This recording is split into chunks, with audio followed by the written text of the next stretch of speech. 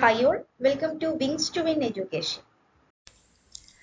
ഈ ഒരു സെഷനിൽ നോൺ കൊളൂസീവ് ഒലിഗോപോളി മോഡലാണ് നമ്മൾ ഡിസ്കസ് ചെയ്യുന്നത്.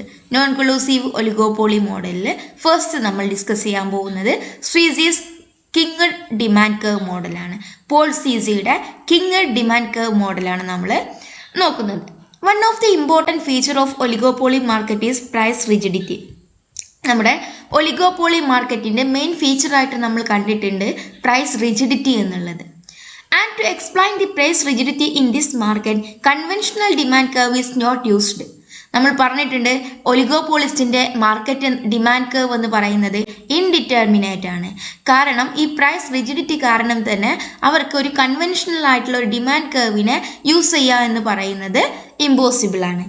The idea of using a non-conventional demand curve to represent non-collusive oligopoly where the sellers compete with their rivals was best explained by Paul Swissey in 1939. ഇങ്ങനെ ഒരു non collusive oligopoly മോഡലിൽ non conventional ആയിട്ടുള്ള ഒരു demand curve എങ്ങനെ represent ചെയ്യാം എന്നുള്ളത് first ആയിട്ട് explain ചെയ്തിട്ടുള്ളത് 1939 Paul സ്വീസിയാണ്. Swissey uses kinged demand curve to describe price rigidity in oligopoly market structure. Paul Sweezy എന്ത് ചെയ്തു? കിങ്ഡ് ഡിമാൻഡ് കർവ് ആണ് പ്രൈസ് റിജിഡിറ്റി അനലൈസ് ചെയ്യുന്നതിന് വേണ്ടിയിട്ട് ഒരു ഒലിഗോപോളി മാർക്കറ്റ് സ്ട്രക്ചറിന് വേണ്ടിയിട്ട് സജസ്റ്റ് ചെയ്തിട്ടുള്ളത്. The king in the demand curve stems from the asymmetric behavioral pattern of sellers. Kink, ആ demand കർവിലെ കിങ് എന്തിനെയാണ് കാണിക്കുന്നത്? സെല്ലേഴ്സിൻ്റെ അസിമെട്രിക് ബിഹേവിയർ പാറ്റേണിനെയാണ് ഒരു കിങ് റെപ്രസെൻ്റ് ചെയ്യുന്നത്. If a seller increases the price of his product, the rival sellers will not follow him so that the first seller loses a considerable amount of sales. ഒരു oligopoly മാർക്കറ്റിലെ ഒരു firm അവരുടെ profit അല്ലെങ്കിൽ market share increase ചെയ്യിപ്പിക്കുക എന്നൊരു കാരണത്തിന് വേണ്ടിയിട്ട് അവരുടെ പ്രോഡക്റ്റിൻ്റെ അല്ലെങ്കിൽ കമ്മോഡിറ്റിയുടെ പ്രൈസ് കൂട്ടിയാൽ മറ്റു ഫേംസ് എന്ത് ചെയ്യില്ല? അവരുടെ പ്രൈസ് കൂട്ടില്ല. അതുകൊണ്ട് ഈ പ്രൈസ് ഇൻക്രീസ് ചെയ്ത ഫേമിൻ്റെ മാർക്കറ്റ് ഷെയർ നഷ്ടപ്പെടുക എന്നല്ലാതെ മാർക്കറ്റ് ഷെയർ ഇൻക്രീസ് ചെയ്യിപ്പിക്കാനോ കൂടുതൽ പ്രോഫിറ്റ് ഏൺ ചെയ്യാനോ കഴിയില്ല. കാരണം മറ്റു ഫേംസ് ഒന്നും എന്ത് ചെയ്യുന്നില്ല? പ്രൈസിനെ വർദ്ധിപ്പിക്കുന്നില്ല. അവരുടെ പ്രൈസ് അവർ താഴ്ന്ന നിലയിൽ നിലനിർത്തുന്നു. ഒരു ഫേം മാത്രം അവരുടെ പ്രൈസ് വർദ്ധിപ്പിക്കുന്നു. ആ സമയത്ത് ഈ വർദ്ധിപ്പിച്ച ഫേമിൻ്റെ പ്രോഫിറ്റ് നഷ്ടപ്പെടുന്നു, മറ്റു ഫേംസിന് പ്രോഫിറ്റ് കൂടുകയാണ് ചെയ്യുക. കാരണം ഈ പ്രൈസ് വർദ്ധിപ്പിച്ച ഫേമിൻ്റെ മാർക്കറ്റ് ഷെയറും കൂടെ ആർക്ക് കിട്ടും? ഈ ലോവർ പ്രൈസിൽ ഫിക്സ് ചെയ്തിട്ടുള്ള ഫേമിന് ലഭിക്കും. In other words, every firm price increases will go unnoticed by rivals. അപ്പം ഒരു ഫേം പ്രൈസ് ഇൻക്രീസ് ചെയ്താൽ അതെന്ത് ചെയ്യില്ല? നോട്ടീസ് ചെയ്യില്ല. റൈവൽസ് ആ ഒരു ടെൻഡൻസിയെ ഫോളോ ചെയ്യില്ല. പ്രൈസ് ഇൻക്രീസിങ്ങിന് അല്ലെങ്കിൽ പ്രൈസ് ഹൈക്കിനെ ആരും ഫോളോ ചെയ്യില്ല. On the other hand, if one firm reduces the price of its product, other firms will follow the first firm so that they must not lose customers. അതായത് ഒരു firm price reduce ചെയ്യുകയാണെങ്കിൽ എന്ത് ചെയ്യും? മറ്റു ഫേംസും അതേ tendency continue ചെയ്തു പോകും. മറ്റു ഫേംസും എന്ത് ചെയ്യും? ആ ഒരു ഓരോരുത്തരുടെയും പ്രൈസ് കുറയ്ക്കും. അതുകൊണ്ട് എന്തില്ല? ആ ഒരു പ്രൈസ് കുറച്ചതിൻ്റെ ബെനിഫിറ്റ് ആർക്കും കിട്ടില്ല. In other words, every price will be matched by an equivalent price cut. എല്ലാ ഫേമും എന്ത് ചെയ്യും? പ്രൈസ് കട്ട് ചെയ്യും. അതുകൊണ്ട് എല്ലാവരുടെ പ്രൈസും വീണ്ടും ഈക്വൽ ആയിട്ട് മാറും. As a result, the benefit of price cut by the first firm will be inconsiderable. അതുകൊണ്ട് പ്രൈസ് കട്ടിൻ്റെ റിസൾട്ട് ആർക്ക് കിട്ടില്ല? ആ ഒരു ഉദ്ദേശം വെച്ചിട്ടാണ് പ്രോഫിറ്റ് മാക്സിമൈസേഷൻ എന്ന് പറഞ്ഞിട്ടുള്ള ഒരു ഉദ്ദേശം വെച്ചിട്ട് പ്രൈസ് കട്ട് ചെയ്ത ഫേമിന് ആ പ്രോഫിറ്റ് ഒരിക്കലും മാക്സിമൈസ് ചെയ്യാൻ കഴിയില്ല. കാരണം other firms should follow the tendency taken by the first firm. As a result of this behavioral pattern, the demand curve will be kinged at the ruling market price. അപ്പോൾ ഈ ruling market പ്രൈസിൽ ഏത് market പ്രൈസിലാണോ ഒരു ഒലിഗോപോളിസ്റ്റ് അവരുടെ product sale ചെയ്യാൻ ഉദ്ദേശിക്കുന്നത് ആ ഒരു പോയിന്റിൽ അവരുടെ ഡിമാൻഡ് കർവ് എന്തായിരിക്കും? ഒരു കിങ്ഡ് ഷേപ്പ് ആയിരിക്കും. Suppose the prevailing price of an oligopoly product in the market is QE or OP of figure. ഇവിടെ നമ്മൾ ഈ ഫിഗർ കാണിക്കുന്നത് എന്തിനെയാണ്? നമ്മുടെ കിങ്ഡ് പോൾ സ്വീസിന്റെ കിങ്ഡ് ഡിമാൻഡ് കർവ് ആണ് കാണിക്കുന്നത്. ഇത് പ്രൈസ് റിജിഡിറ്റിനെയാണ് എന്ത് കാണിക്കുന്നത്, ഒരു കിങ്ഡ് ഡിമാൻഡ് കർവ് കാണിക്കുന്നത്. ഇവിടെ OP എന്ന് പറയുന്ന പ്രൈസ് അല്ലെങ്കിൽ QE എന്ന് പറയുന്ന പ്രൈസിലാണ് എന്ത് ചെയ്യുന്നത്, ഓരോ ഫേംസും മാർക്കറ്റിൽ സെയിൽസ് നടത്തുന്നത്. ഈ ഒരു OP പ്രൈസിൽ അല്ലെങ്കിൽ QE പ്രൈസിൽ നമുക്ക് കാണാം എന്താണ്, ഒരു കിങ് അവിടെ നിലനിൽക്കുന്നുണ്ട്. If one seller increases the price above OP, rival sellers will keep the price of their product at OP. ഇനി ഒരു ഫേം, ഇത് ഒരുപാട് ഫേംസ് കൂടിയ ഒരു മാർക്കറ്റിന്റെ ഡിമാൻഡ് കർവ് ആണ് ഈ കിങ്ങിന്റെ ഡിമാൻഡ് കർവ് കാണിക്കുന്നത്. ഇനി OP എന്ന് പറയുന്ന പ്രൈസിലാണ് മാർക്കറ്റിലെ ഓരോ ഫേമും സെയിൽസ് നടത്തുന്നത്. ഇനി ഒരു ഫേം മാത്രം പ്രോഫിറ്റ് ലക്ഷ്യം വെച്ചുകൊണ്ട് OPക്ക് മുകളിലായിട്ട് ഒരു പ്രൈസ് ചാർജ് ചെയ്താൽ എന്ത് സംഭവിക്കും, മറ്റൊരു ഫേംസും ഈ ഒരു പ്രൈസ് ഹൈക്കിനെ സപ്പോർട്ട് ചെയ്യില്ല, അല്ലെങ്കിൽ മറ്റു ഫേംസ് ഇതിനെ ഫോളോ ചെയ്യില്ല എന്ന് പറയാം. അവരെന്ത് തന്നെ ചെയ്യും, ഈ OP എന്ന് പറയുന്ന പ്രൈസിൽ അവരുടെ സെയിൽസ് കണ്ടിന്യൂ ചെയ്തു പോകും. As a result of high price charged by the firm, buyers will shift to products of other sellers who have kept their prices at the old level. Consequently, sales of the first seller will drop considerably. അതുകൊണ്ട് തന്നെ മറ്റു firms ഒന്നും എന്ത് ചെയ്യില്ല, ഈ price ഹൈക്കിനെ follow ചെയ്യില്ല. അതുകൊണ്ട് ഈ ഒരു പ്രൈസ് ഹൈക്ക് ചെയ്തിട്ടുള്ള ഫേമിന്റെ മാർക്കറ്റ് ഷെയർ നഷ്ടപ്പെടും. ഈ മാർക്കറ്റ് ഷെയർ ആരിലേക്ക് പോവും, അവരുടെ റൈവൽസിലേക്ക് പോവും. ആരാണോ OPയിൽ നിലനിർത്തിയത് അവരിലേക്ക് പോകും. ആരാണോ പ്രൈസ് ഇൻക്രീസ് ചെയ്തത് അവരുടെ മാർക്കറ്റ് ഷെയർ നഷ്ടപ്പെടുകയും ചെയ്യും. That is why demand curve in this zone is relatively elastic. D എന്ന് പറയുന്ന ഈ ഒരു മുകളിലേക്ക്, ഈ OP പ്രൈസിന് മുകളിലേക്ക് ഡിമാൻഡ് കർവ് എന്താണ്, ഇലാസ്റ്റിക് ആയിട്ടാണ് വരുന്നത്. ചെറിയ പ്രൈസ് ഹൈക്ക് പോലും ക്വാണ്ടിറ്റിയിൽ വലിയ ചേഞ്ചസ് വരുത്തും. അതുകൊണ്ട് ഈ ഒരു കിങ്ങിന്റെ ഡിമാൻഡ് കർവിന്റെ മുകളിലേക്ക് എന്താണ്, ഡിമാൻഡ് കർവ് കിങ്ങിന്റെ മുകളിലേക്ക്, കിങ് എന്ന് പറയുന്ന ഈ പോയിന്റിന്റെ മുകളിലേക്ക് എന്താണ്, ഡിമാൻഡ് കർവ് ഇലാസ്റ്റിക് ആണ്, ഹൈലി ഇലാസ്റ്റിക് ആണ്. On the other hand, if a seller reduces the price of his product below QE, others will follow him so that demand for their product does not decline. ഇനി ഒരു firm ഈ OP അല്ലെങ്കിൽ QE എന്ന് പറയുന്ന പ്രൈസിന് താഴെയായിട്ട് price fix ചെയ്യുകയാണെന്ന് വിചാരിച്ചോ, അപ്പോൾ മറ്റു ഫേംസും എന്ത് ചെയ്യും, ഇതിനെ ഫോളോ ചെയ്തിട്ട് സെയിം പ്രൈസ്, ഈ ഒരു താഴ്ത്തിയ വില തന്നെ ഈടാക്കും. അതുകൊണ്ട് തന്നെ ആ ഒരു പ്രൈസ് കുറച്ചതിൻ്റെ ബെനഫിറ്റ് ഒരു ഫേമിനും എന്ത് ചെയ്യില്ല, ലഭിക്കില്ല. കാരണം എല്ലാ ഫേംസും എന്ത് ചെയ്തു, പ്രൈസ് കുറച്ചു. അപ്പോൾ ആർക്കും മാർക്കറ്റ് ഷെയർ കൂടില്ല. Thus demand curve in this region is relatively inelastic. അതുകൊണ്ട് തന്നെ ഈ ഒരു കിങ്ങഡ് പോയിന്റിന് താഴെ ഡിമാൻഡ് കർവ് എന്താണ്, ED എന്ന് പറയുന്ന ഈ പോർഷൻ റിലേറ്റീവ്ലി ഇൻഇലാസ്റ്റിക് ആണ്. ചെറിയ ചേഞ്ചസ്, പ്രൈസിൽ ഉണ്ടാക്കിയ ചേഞ്ചസ് എന്ത് ചെയ്യില്ല, ക്വാണ്ടിറ്റിയിൽ അധികമൊന്നും ചേഞ്ച് വരുത്തില്ല. അതാണ് ഇൻഇലാസ്റ്റിക് ആയിട്ടുള്ളൊരു ഡിമാൻഡ് കർവിന്റെ ഈ പോർഷൻ കാണിക്കുന്നത്. This behavioral pattern thus explains why prices are inflexible in this oligopoly market. If demand and cost change, the king in the demand curve at point E results in a discontinuous MR curve. ഈ ഒരു E എന്ന് പറയുന്ന demand കർവിൽ, E എന്ന് പറയുന്ന king പോയിന്റിൽ നമ്മുടെ MR curve എങ്ങനെയാണ്, ഒരു ഡിസ്കണ്ടിന്യൂസ് ആയിട്ടാണ്. DA എന്ന് പറയുന്ന ഒരു പോർഷൻ, ദെൻ ഇവിടെ എന്തില്ല, ഇവിടെ ഒരു ഡിസ്കണ്ടിന്യൂ ആയിട്ട് പോകുന്നു. ശേഷം BMR എന്ന് പറയുന്ന മറ്റൊരു MR കർവ്, ഒരു 2 MR കർവ് ആയിട്ടാണ് ഇവിടെ കട്ട് ചെയ്തിട്ടാണ് ഇവിടെ കാണിച്ചിട്ടുള്ളത്. The MR curve has 2 segments. MR curve in എന്തുണ്ട്, 2 segments ഉണ്ട്.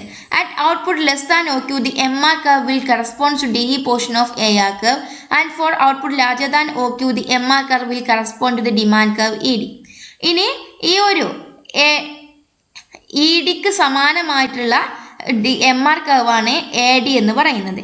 ECക്ക് സമാനമായിട്ടുള്ള MR curve ആണ് BMR എന്ന് പറയുന്നത്. Thus, discontinuity in MR curve occurs between points A and B. ഈ A, B എന്ന് പറയുന്ന പോയിന്റ്സിനിടയിലാണ് എന്ത്, MRന്റെ ഡിസ്കണ്ടിന്യൂറ്റി തുടങ്ങുന്നത് അല്ലെങ്കിൽ ഡിസ്കണ്ടിന്യൂറ്റി സംഭവിക്കുന്നത്. In other words, between these points MR curve is vertical. ഈ പോയിന്റ്സിൽ MR curve എന്ന് പറയുന്നത് എന്താണ്, വെർട്ടിക്കൽ ആണ്. ഒരു ചേഞ്ചസും ചെയ്യാതെ, ഒരു ക്വാണ്ടിറ്റിയിൽ ഒരു ചേഞ്ചും വരാതെ നിലനിൽക്കുകയാണ് ചെയ്യുന്നത്. Equilibrium is achieved when the MC curve passes through the discontinuous portion of the MR curve. Equilibrium എവിടെയാണ് സംഭവിക്കുന്നത്, MCയും MRും ടാൻജന്റ് ചെയ്യുന്ന ഭാഗത്താണ് എന്ത് ചെയ്യുന്നത്, ഒരു ഫേമിന്റെ ഇക്വിലിബ്രിയം സംഭവിക്കുന്നത്. ഈ ഡിസ്കണ്ടിന്യൂസ് ആയിട്ടുള്ള പോർഷനിലൂടെ ഒരുപാട് MC കർവുകൾ എന്ത് ചെയ്ത് പോകുന്നുണ്ട്, ഇന്റർസെക്ട് ചെയ്ത് പോകുന്നുണ്ട്. Thus the equilibrium output is OQ to be sold at a price OP. അതുകൊണ്ട് തന്നെ OQ എന്ന് പറയുന്ന ഔട്ട്പുട്ട് OP എന്ന പ്രൈസിലാണ് ഇക്വിലിബ്രിയം ലെവലിൽ സെയിൽസ് നടത്തുന്നത്. Suppose cost rise. As a result, MC curve will shift up from MC1 to MC2. അങ്ങനെ cost rice ചെയ്യുകയാണെന്നുണ്ടെങ്കിൽ എന്ത് ചെയ്യും, കോസ്റ്റ് കർവുകളും ഷിഫ്റ്റ് ചെയ്യും അല്ലേ. അപ്പം MC എന്ന് പറയുന്ന കോസ്റ്റ് കർവ് MC1 നിന്നും MC2 ആയിട്ട് ഷിഫ്റ്റ് ചെയ്തു.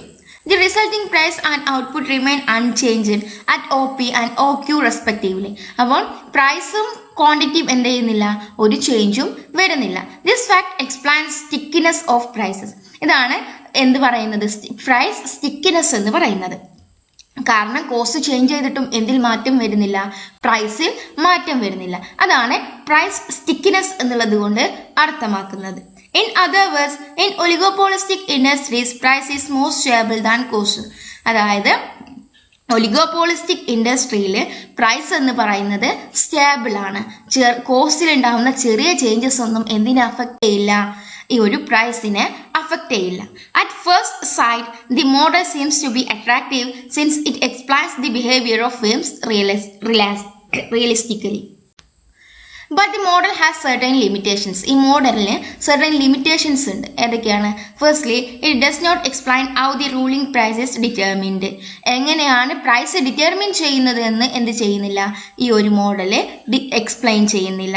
Then it explains that the demand curve has a kink at the ruling price. In this sense it is not a theory of pricing. അപ്പം ഇത് എന്താണ് എക്സ്പ്ലെയിൻ ചെയ്യുന്നത്, demand curve king, ആ കിങ്ങിലാണ് ruling price എന്ന് പറയുന്നുണ്ട്. ഈ ഒരു സെൻസിൽ നോക്കുമ്പോൾ എന്ത് ചെയ്യുന്നില്ല, it does not theory of pricing. ഇതൊരു തിയറി ഓഫ് പ്രൈസിങ് അല്ല, പക്ഷെ കിങ്ങിലാണ് എന്ത് റൂളിംഗ് പ്രൈസ് എന്ന് പറയുന്നത്. ദെൻ ദി സെക്കൻഡ് മോഡൽ ആണ് എന്ത്, കുർനോട്ട് ഡ്യുവോപോളി മോഡൽ. കുർനോട്ടിന്റെ duopoly model. The earliest duopoly model was developed in 1838 by the French economist Augustin Cournot. The model may be presented in many ways. The original version is quite limited in that it makes the assumption that the duopolists have identical products and identical cost. ഈ ഒരു കുർനോട്ട് 1838 French Economist ആയിട്ടുള്ള Augustine കുർനോട്ടിന്റെ ഡ്യുവോപോളി model develop ചെയ്യുന്നത്. ഈ ഒരു model പല രീതിയിൽ നമുക്ക് അവതരിപ്പിക്കാവുന്നതാണ്. Curve വെച്ചിട്ടും നമ്മുടെ അൽജിബ്രിക്കൽ റെപ്രസെൻറ്റേഷൻ വെച്ചിട്ടും ഒക്കെ നമുക്ക് ഇതിനെ എന്ത് ചെയ്യാൻ പറ്റും, എക്സ്പ്ലെയിൻ ചെയ്യാനും അനലൈസ് ചെയ്യാനും സാധിക്കും. ഈ ഒരു മോഡലിന്റെ പ്രധാനപ്പെട്ട അസംഷൻ എന്ന് പറയുന്നത് ഡ്യുവോപോളിസ്റ്റിന്റെ പ്രോഡക്ട്സ് എന്ന് പറയുന്നത് ഐഡന്റിക്കൽ ആണ്. ഡ്യുവോപോളിസ്റ്റ് എന്ന് പറഞ്ഞാൽ നമുക്കറിയാം 2 ഫേംസ് ആണ് എക്സിസ്റ്റ് ചെയ്യുന്നത്. ഈ 2 ഫേംസിന്റെയും പ്രോഡക്ട്സ് എന്ന് പറയുന്നത് ഐഡന്റിക്കൽ ആണ്. അതുപോലെ തന്നെ അവരുടെ കോസ്റ്റും എന്താണ്, ഐഡന്റിക്കൽ ആണ് എന്നുള്ളതാണ് ഈ ഒരു കുർനോട്ട് മോഡലിന്റെ പ്രധാനപ്പെട്ട assumption. Then actually Cournot illustrated his model with the example of 2 firms each owning a spring of mineral water which is produced at zero cost. Cournot എന്താണ് ഇല്ലുസ്ട്രേറ്റ് ചെയ്തിട്ടുള്ളത്, ഒരു എക്സാമ്പിൾ വൈസ് ആണ് അദ്ദേഹത്തിന്റെ മോഡലിനെ നമുക്ക് മുന്നിൽ അവതരിപ്പിക്കുന്നത്. 2 ഫേംസ് ആണ്, AB എന്ന് പറഞ്ഞിട്ടുള്ള 2 ഫേംസ് ആണെന്ന് നമുക്ക് അസ്യൂം ചെയ്യാം. എന്താണ് അവർ പ്രൊഡ്യൂസ് ചെയ്യുന്നത്, സ്പ്രിംഗ് ഓഫ് മിനറൽ വാട്ടർ ആണ്. മിനറൽ വാട്ടർ പ്രൊഡ്യൂസ് ചെയ്യുന്ന 2 ഫേംസ്, AB എന്ന് പറയുന്ന 2 ഫേംസ്. രണ്ടിന്റെയും പ്രൊഡക്ഷൻ കോസ്റ്റ് എന്ന് പറയുന്നത് എത്രയാണ്, 0 ആണ്. അതായത് പ്രൊഡക്ഷൻ കോസ്റ്റ് അവർക്ക് ഇല്ല, പ്രൊഡക്ഷൻ കോസ്റ്റ് 0 ആണ്. We will present briefly this version and then we will generalize its presentation by using the reaction curves approach. ആദ്യം നമ്മൾ എന്ത് ചെയ്യും, ഈ ഒരു എക്സാമ്പിൾ വെച്ചിട്ടുള്ള 2 ഫേംസിന്റെ ഒരു മോഡൽ പ്രസന്റ് ചെയ്യും. അതിനുശേഷമാണ് നമ്മൾ എന്ത് ചെയ്യുന്നത്, റിയാക്ഷൻ കർവ് വെച്ചിട്ട് അവരുടെ മോഡലിനെ ജനറലൈസ് ചെയ്യുന്നത്. Cournot assumed that there are 2 firms each owning a mineral well and operating with a zero cost. നമ്മൾ പറഞ്ഞ കാര്യം തന്നെ. They sell their output in a market with a straight line demand curve. Straight line demand curve ഉള്ള ഒരു output മാർക്കറ്റിലാണ് എന്ത് ചെയ്യുന്നത്, അവരുടെ output sale നടത്തുന്നത്. Each firm acts on the assumption that its competitors will not change its output and design its own output so as to maximize profit. ഓരോ ഫേമും എന്താണ് assume ചെയ്യുന്നത്, അവരുടെ കോമ്പറ്റേറ്റർ, അവരുടെ റൈവൽ ഫേം എന്ത് ചെയ്യില്ല, അവരുടെ ഔട്ട്പുട്ടിൽ യാതൊരു തരത്തിലുള്ള മാറ്റവും വരുത്തില്ല. അതിനനുസരിച്ചാണ് അവരെന്ത് ചെയ്യുന്നത്, സ്വന്തം ഔട്ട്പുട്ട് ഫിക്സ് ചെയ്യുന്നത്. അതായത് നമ്മൾ എ ബി എന്ന് പറഞ്ഞ 2 ഫേംസ് ആണ്, 2 ഡ്യുവോപോളിസ്റ്റ് ആണ്. അതിൽ എ എന്താണ് അസ്യൂം ചെയ്യുന്നത്, ബിയുടെ ഔട്ട്പുട്ടിൽ ഒരു മാറ്റവും വരുത്തില്ല. അതുകൊണ്ട് എ എന്ത് ചെയ്യും, എയുടെ ഔട്ട്പുട്ട് അതിനനുസരിച്ച് അഡ്ജസ്റ്റ് ചെയ്യും. ബി എന്താണ് അസ്യൂം ചെയ്യുന്നത്, അവരുടെ ഔട്ട്പുട്ടിൽ ഒരു മാറ്റവും വരുത്തുന്നില്ല. അതുകൊണ്ട് ബിയുടെ ഔട്ട്പുട്ട് അതിനനുസരിച്ച് പ്രോഫിറ്റ് മാക്സിമൈസിങ് രീതിയിൽ അഡ്ജസ്റ്റ് ചെയ്യും. Assume that firm A is the first to start producing and selling mineral water. Firm A ആണ് എന്ത് ചെയ്യുന്നത്, ആദ്യം മാർക്കറ്റിലേക്ക് എൻ്റർ ചെയ്യുന്നതും മിനറൽ വാട്ടർ പ്രൊഡ്യൂസ് ചെയ്തിട്ട് സെയിൽ നടത്തുന്നതും. ആ സമയത്ത് ഫേം എ മാത്രമേ ഉള്ളൂ. ആ സമയത്ത് ഫേം എ എന്തായിരിക്കും, ഒരു മൊണോപോളിസ്റ്റ് ആയിരിക്കും. It will produce quantity A at price P. O A എന്ന് പറയുന്ന ക്വാണ്ടിറ്റി ഒ പി എന്ന് പറയുന്ന പ്രൈസിലായിരിക്കും എന്ത് ചെയ്യുന്നത്, ആദ്യം ഫേം എ മാർക്കറ്റിലേക്ക് വന്നിട്ട് പ്രൊഡ്യൂസ് ചെയ്തിട്ട് സെയിൽസ് നടത്തുന്നത്. where profits are at a maximum because at this point MC is equal to MR.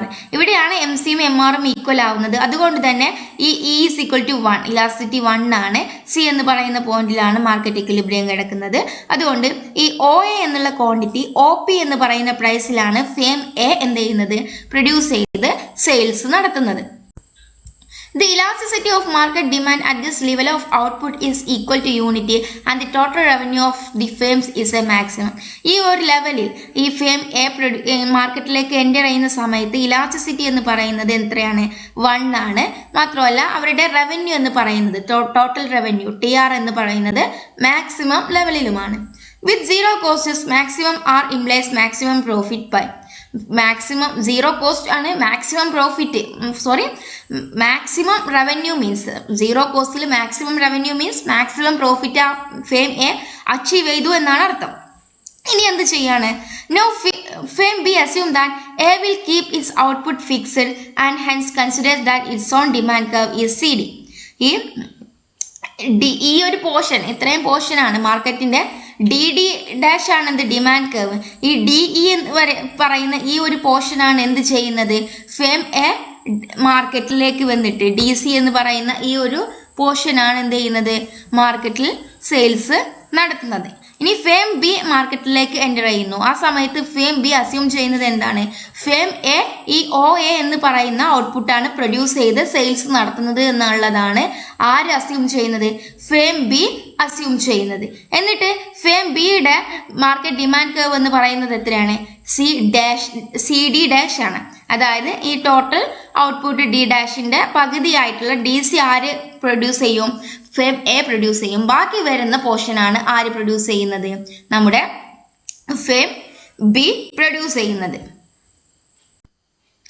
Clearly, firm B will produce half the quantity AD dash because at this level of output its revenue and profit is at maximum. ഇനി ബാക്കി വരുന്ന ഈ D dash എന്ന് പറയുന്നതാണ് total demand curve. അതിൽ DC എന്ന് പറയുന്ന half portion ആര് പ്രൊഡ്യൂസ് ചെയ്തു, ഫേം എ പ്രൊഡ്യൂസ് ചെയ്തു. ഇനി ഈ CD ഡാഷ് ആണ് ബാക്കിയുള്ളത്. അതിൻ്റെ ഹാഫ് ആണ് ആര് പ്രൊഡ്യൂസ് ചെയ്യുന്നത്, നമ്മുടെ ഫേം ബി പ്രൊഡ്യൂസ് ചെയ്യുന്നത്. അതായത് ഈ CD ഡാഷിൻ്റെ ഹാഫായിട്ട് വരുന്ന AB എന്നുള്ള പോർഷന് ഈ ഒരു ഇ ഡാഷ് എന്ന് പറയുന്നതാണ് അവരുടെ ഇക്വിലിബ്രിയം. P ഡാഷ് എന്ന് പറയുന്ന പ്ലേസ് ആണ് അവർ ചാർജ് ചെയ്യുന്നത്. അപ്പോൾ AB എന്ന് പറയുന്ന ഔട്ട്പുട്ട് OP ഡാഷ് എന്ന് പറയുന്ന പ്രൈസിലാണ് ആര് സപ്ലൈ ചെയ്യുന്നത്, ബി പ്രൊഡ്യൂസ് ചെയ്ത് സപ്ലൈ ചെയ്യുന്നത്. That is B's output. അപ്പോൾ ബീൻ്റെ ഔട്ട്പുട്ട് എത്രയായിരിക്കും, ഹാഫിൻ്റെ ഹാഫ്, ഈ ഒരു ഹാഫ് പോർഷൻ്റെ ഹാഫ്, അതായത് 1/2 into 1/2 of the total market, that is 1/4 ആയിരിക്കും. അതായത് ഓൾറെഡി ഹാഫ് ആര് പ്രൊഡ്യൂസ് ചെയ്തിട്ടുണ്ട്, നമ്മുടെ ഫേം എ പ്രൊഡ്യൂസ് ചെയ്തിട്ടുണ്ട്. ഇനി റിമൈനിങ് ആയിട്ടുള്ള ഹാഫിൻ്റെ ഹാഫ് പോർഷൻ ആണ് ആര് പ്രൊഡ്യൂസ് ചെയ്യുന്നത്, നമ്മുടെ ഫേം ബി പ്രൊഡ്യൂസ് ചെയ്യുന്നത്. അപ്പോൾ 1/2 ഓഫ് 1/2 ദാറ്റ് ഈസ് 1/4.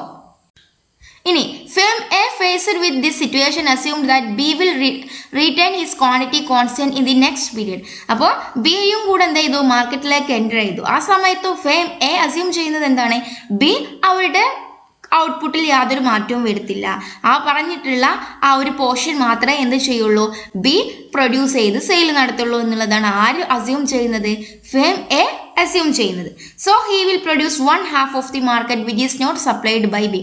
ഇനി അവിടെ ഒരു ഹാഫ് ബാക്കിയുണ്ടല്ലോ, ആ ഹാഫിൻ്റെ ഒരു 1/2 ആര് എന്ത് ചെയ്യും, ഫേം എ പ്രൊഡ്യൂസ് ചെയ്തിട്ട് വീണ്ടും സപ്ലൈ ചെയ്യും. Since B covers 1/4 of the market, A will in the next period produce. അപ്പോൾ എന്ത് ചെയ്യും, 1 മൈനസ് ടോട്ടൽ 1 ആണ്, അതിൻ്റെ 1/4 ആര് പ്രൊഡ്യൂസ് ചെയ്തിട്ടുണ്ട്, ബി പ്രൊഡ്യൂസ് ചെയ്തിട്ട് സപ്ലൈ ചെയ്തിട്ടുണ്ട്. അപ്പോൾ ഈ 1 മൈനസ് 1/4ൻ്റെ ഹാഫ് ആണ് പിന്നെ ആര് പ്രൊഡ്യൂസ് ചെയ്യുന്നത്, ബി പ്രൊഡ്യൂസ് ചെയ്യുന്നത്. അതായത് 1/2 of 3/4, that is 3/8 of the market. അതാണ്, അതായത് 1/4 ആര് പ്രൊഡ്യൂസ് ചെയ്തു, ആകെ 1 ഉണ്ടായിരുന്നു, അതിൽ 1/2 ആര് പ്രൊഡ്യൂസ് ചെയ്തിട്ടുണ്ട്, ആദ്യം 1/2 ഹാഫ് ആദ്യം എ പ്രൊഡ്യൂസ് ചെയ്തു, ബാക്കി വരുന്ന ഹാഫിൻ്റെ ഹാഫ് ആര് പ്രൊഡ്യൂസ് ചെയ്തു, ഹാഫിൻ്റെ ഹാഫ് എന്ന് പറയുമ്പോൾ 1/4 ആര് പ്രൊഡ്യൂസ് ചെയ്തു, ഫേം ബി പ്രൊഡ്യൂസ് ചെയ്തു. വീണ്ടും ഫേം എ എന്ത് ചെയ്യും, 1 മൈനസ് 1/4, അതായത് ഈ ബാക്കിയുള്ള 1/4ൻ്റെ റിമൈനിങ്ങിൻ്റെ ഹാഫ് എന്ത് ചെയ്യും, ഈ ഒരു ഫേം എ വീണ്ടും പ്രൊഡ്യൂസ് ചെയ്യും, that is 1/2 of 3/4, that is 3/8. Then firm B വീണ്ടും എന്ത് ചെയ്യും, അതിനെ റിയാക്ട് ചെയ്യും, അതിനെ കൗണ്ടറാക്ട് ചെയ്യും. Firm B reacts on the Cournot assumption. Firm B എന്ത് ചെയ്യും, ഫേം എ ഈ ഒരു ലെവലിൽ 3/8 തന്നെയാണ് എന്ത് ചെയ്യുന്നത്, പ്രൊഡ്യൂസ് ചെയ്യുന്നത്. അതുകൊണ്ട് 1 മൈനസ് 3/8ൻ്റെ അല്ലെങ്കിൽ 1 മൈനസ് 1/4 മൈനസ് 3/8ൻ്റെ 1 മൈനസ് 3/8ൻ്റെ ഹാഫ് പിന്നെ വീണ്ടും എന്ത് ചെയ്യും, ഫേം ബി പ്രൊഡ്യൂസ് ചെയ്യും. അതായത് 1/2 ഓഫ് 1 മൈനസ് 3/8, ദാറ്റ് ഈസ് 5/16 ആര് പ്രൊഡ്യൂസ് ചെയ്യും, വീണ്ടും ഫേം ബി അതിനെ റിയാക്ട് ചെയ്തിട്ട് ഈ ഒരു പ്രോസസ്സ് എന്ത് ചെയ്യും, കണ്ടിന്യൂ ചെയ്തുകൊണ്ടേയിരിക്കും. In the third period firm A will continue to assume that B will not change his quantity. Same assumption തന്നെയാണ് ഫേം എ വീണ്ടും ചെയ്യുന്നത്. തേർഡ് പീരീഡിലും എന്ത് ചെയ്യുന്നത്, ഫേം എ അസ്യൂം ചെയ്യുന്നു ബി അവരുടെ മാർക്കറ്റ് ഔട്ട്പുട്ടിൽ ഒരു ചേഞ്ചും വരുത്തില്ല, 5/16 തന്നെയാണ് ആര് ചെയ്യുന്നത്, പ്രൊഡ്യൂസ് ചെയ്തിട്ട് സെയിൽ നടത്തുന്നത്, ഫേം ബി. അതുകൊണ്ട് ബാക്കി വരുന്ന പോർഷൻ്റെ ഹാഫ് വീണ്ടും ആര് പ്രൊഡ്യൂസ് ചെയ്യും, ഫേം എ പ്രൊഡ്യൂസ് ചെയ്യും, ദാറ്റ് ഈസ് 1/2 ഓഫ് 1 മൈനസ് 5/16. അങ്ങനെ ഈ ഒരു പ്രോസസ്സ് എന്ത് ചെയ്യാണ്, കുർനോട്ട് മോഡലിൽ continue ചെയ്തുകൊണ്ടേയിരിക്കും. This action-reaction pattern continues since firms have the naive behavior of never learning from past patterns of reaction of their rival. അതായത് അവരെന്ത് ചെയ്യാണ്, ബിയും എയും ബിയും ഒക്കെ എന്ത് ചെയ്യുന്നുണ്ട്, അവരുടെ ഔട്ട്പുട്ടിൽ വീണ്ടും ചേഞ്ചസ് വരുത്തിക്കൊണ്ടേ ഇരിക്കുന്നുണ്ട്. പക്ഷെ അവരെല്ലാം വീണ്ടും വീണ്ടും അസ്യൂം ചെയ്യുന്നത് എന്താണ്, അവർ ഔട്ട്പുട്ടിൽ അവരുടെ റൈവൽ ഫേം ഔട്ട്പുട്ടിൽ യാതൊരു തരത്തിലുള്ള മാറ്റവും വരുത്തുന്നില്ല എന്നാണ് വീണ്ടും വീണ്ടും അവരെന്ത് ചെയ്യുന്നത്, അസ്യൂം ചെയ്തുകൊണ്ടേ ഇരിക്കുന്നത്. അതിനർത്ഥം അവരുടെ പാസ്റ്റിൽ നിന്നും അവരെന്ത് ചെയ്യുന്നില്ല, ഒന്നും ലേൺ ചെയ്യുന്നില്ല. അവരുടെ റൈവൽ ഫേമിൻ്റെ പാസ്റ്റ് ബിഹേവിയറിൽ നിന്നും ബിഹേവിയറിൽ നിന്നും എന്ത് ചെയ്യുന്നില്ല, അവർ ഒന്നും തന്നെ ലേൺ ചെയ്യുന്നില്ല എന്നാണ് അതിന് അർത്ഥം.